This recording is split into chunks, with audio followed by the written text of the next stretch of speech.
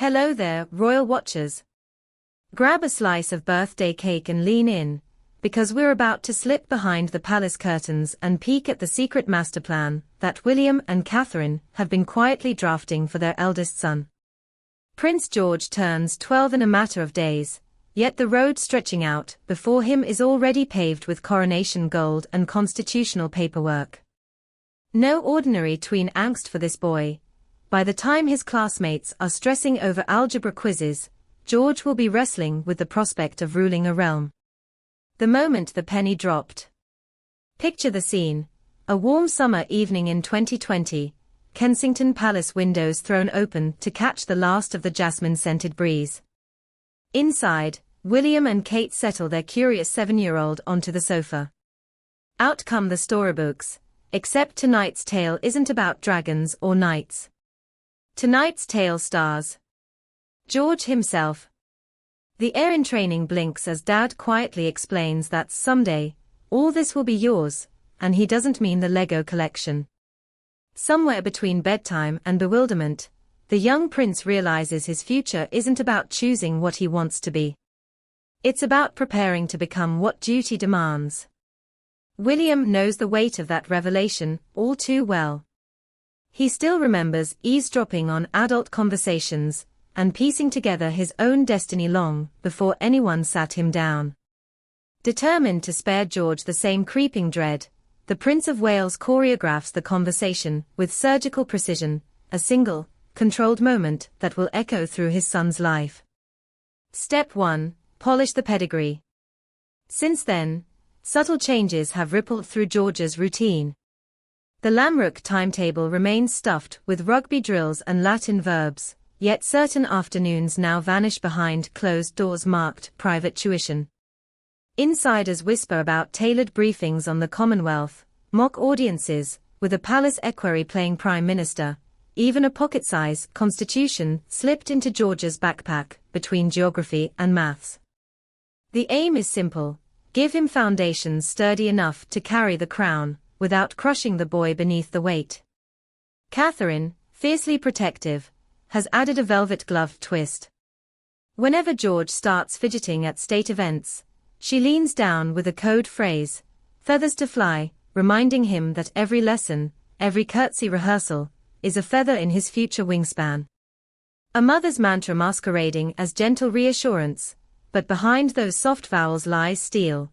Kate endured Windsor scrutiny from the moment she first held William's hand at St. Andrews. She's not about to let history bruise her children. The Education Tug of War. Where next? That's the question rattling crystal glasses at every aristocratic dinner party from Knightsbridge to the Cotswolds. Traditionalists insist George must follow the Windsor map, Eton at 13, Guard of Honor on Founders' Day by 15, Old Boys Network cemented by 16. Modernizers counter that Marlborough, Kate's beloved alma mater, offers a co-educational cushion, fewer Latin mottos, more pastoral care, and crucially, no dormitory walls dripping with ghost stories of future kings gone rogue. William and Catherine, ever the tag team, have reportedly visited both campuses under cover of dawn. William sneaks glances at Eton's chapel and remembers flag-raising ceremonies that smelled of wet tweed and teenage rebellion. Kate strolls Marlborough's rolling lawns and hears echoes of hockey sticks and whispered dorm confidences.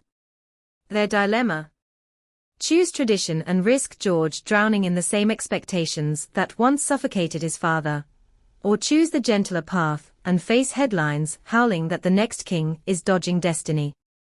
The power of a birthday photograph. While the couple debate spreadsheets and prospectuses, the palace photo team prepares another strategy: imagery. Every July, Kensington releases a sun-kissed snapshot of George, wellies caked in mud, cheeky grin, hair just tousled enough to look uncensored. The effect is deliberate: remind Britain this boy is still a child long before he is a monarch. Yet eagle-eyed royal fans note the subtle evolution. Gone are the baby teeth and novelty jumpers, in their place come tailored shorts, a hint of Windsor blue in the collar, a stance mimicking Grandpa Charles at the same age. On social media, hashtags oscillate between "ah" and "all hail." Lessons from a troubled uncle.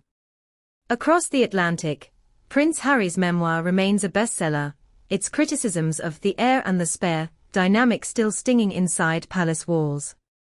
William swore privately that his children would never feel expendable, never be left to navigate royal duty without a compass. That oath shapes every decision he and Catherine make for George. Instead of one boy crowned with destiny and two siblings left orbiting in uncertainty, the couple plans to forge a trio: George, Charlotte, Louis, united, equal in affection, each given a clear role. Yet palace advisors caution that boundless equality clashes with ancient hierarchy. If courtiers bristle now at Charlotte's playful nudges during balcony appearances, imagine their horror when she requests equal footing in state protocol. The Waleses tread a tightrope, modern parenting on one side, medieval inheritance on the other. The invisible classroom. Behind the scenes, George's education extends beyond textbooks and trumpets. He watches William greet community volunteers, notes how his father tilts ever so slightly forward to convey humility. He studies Kate's hand signals, fingers lightly touching George's elbow to remind him when to smile, when to step back, when to bow. He copies Grandpa Charles's habit of remembering names, testing himself later at bedtime. "That was Colonel Aston, wasn't it, Mummy?" Catherine beams, tucks the duvet, plants the compliment. Positive reinforcement disguised as bedtime chat. Royal Training 101. Destiny at the dinner table. On landmark days, the Wales family turn education into ritual. After Queen Elizabeth's funeral, they gathered around the kitchen island for hot chocolate and solemn reflection. William described the crown resting on his grandmother's coffin, explained that someday it would rest on his own, and eventually on George's. The boy's eyes widened but did not flicker away. He asked whether the crown was heavy. William admitted it looked so, but reminded him the weight of service lightens with love and good advisors. George, thinking hard, asked who would be his advisors. Catherine's response was swift and sure: "Good hearts and good minds, darling, and we'll help you choose them." The balancing act ahead. If the plan holds, within a decade George will debut at the state opening of Parliament, perhaps taller than his father, voice cracking under both adolescence and constitutional preamble. The cameras will drink in every awkward swallow, commentators will snip comparisons to a teenage Elizabeth or a gangly Charles. Meanwhile William and Catherine, seated a discreet 2 rows behind, will exchange a glance that says, "The feathered wings are working." But plans, however meticulous, tremble before fate. A snap election, a scandal, a sudden abdication, history rarely sticks to parental timelines. Should circumstances shift, the public may call upon George far sooner than his parents anticipate. The question is whether their slow burn tutoring will prove enough, or whether the boy will step from classroom to coronation day is still blinking in astonishment. The rite of 12 candles. For now, George's 12th birthday looms like a ceremonial drum roll. There will be laughter, pizza, perhaps a movie marathon. Friends from Lamrook will slap him on the back, unaware that their cheerful chum spent yesterday memorizing the line of succession. Later that night, William might sneak into his son's room, slip a small leather-bound notebook beside the pillow, a journal embossed with a discreet G. A nudge to start recording thoughts, dreams, fears. Because one day, historians will mine those pages for clues to the making of a monarch.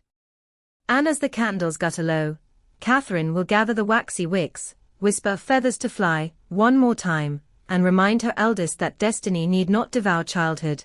It can, if handled with care, simply steer it. The palace lights may dim, the tabloids may roar, but inside that quiet nursery the future of the crown lies curled beneath a duvet patterned with playful lions, dreaming of dragons he'll soon have to tame for real. So watch this space, because every step George takes, from the Eton versus Marlborough tug of war to his first solo handshake on Commonwealth Day, feeds the grand narrative of a millennium-old monarchy trying to appear both timeless and touchable. The next chapter is only a school term away, and you can bet William and Catherine are already sharpening the pencils.